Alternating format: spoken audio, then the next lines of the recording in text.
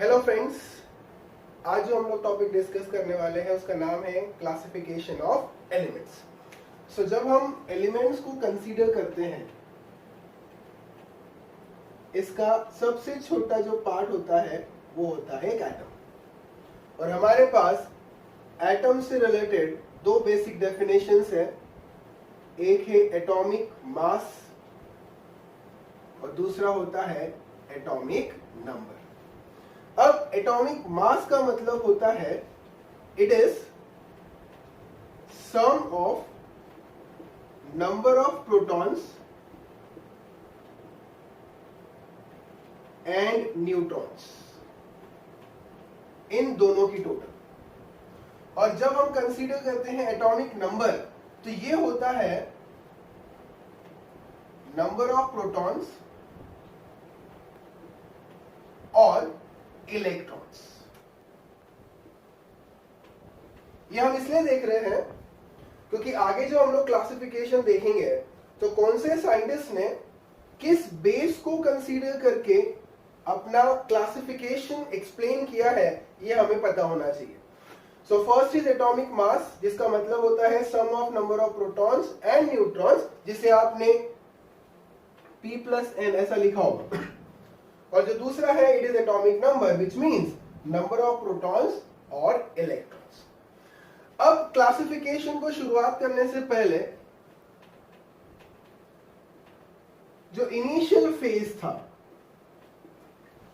इस initial phase में हम लोग एलिमेंट्स को दो कैटेगरीज में रखते थे। एक कैटेगरी थी मेटल्स की और दूसरी कैटेगरी थी नॉन मेटल्स की।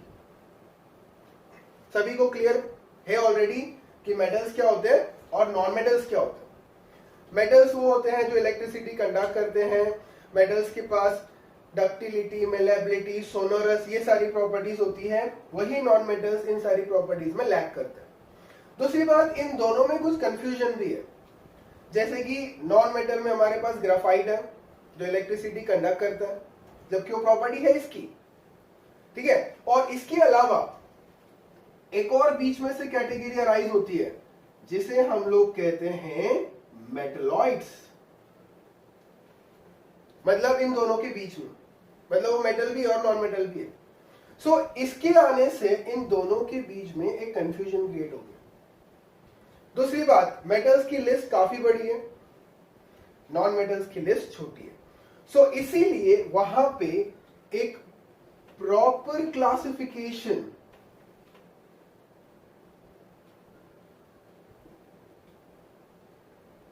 की नीड अराइज हो जाती है। अब जैसे क्लासरूम है, एक क्लासरूम में अगर मैंने बच्चों को अलग अलग ग्रुप्स में रखना है तो मेरे पास काफी सारे क्राइटेरियाज है। एक क्राइटेरिया होगा किसको कौन सा हीरो पसंद है, दूसरा हम लोग कौन सी हीरोइन पसंद है, या फिर किसको कौन सा गेम पसंद है। इस बेसिस पे भी हम लोग ग्रुपिज्म करते हैं। अब जैसे 5-6 बच्चे हैं जिनको अगर suppose for an example Akshay Kumar पसंद है, तो उन पांचों की एक कॉमन चॉइस हो गई, आई कैन से उनकी एक प्रॉपर्टी हो गई कि उन सभी को अक्षय कुमार पसंद है। सो ये जो क्लासिफिकेशन यहाँ पे होगा that will be based on some properties. और दूसरा जो हम लोग कंसीडर करेंगे दैट विल बी लॉ।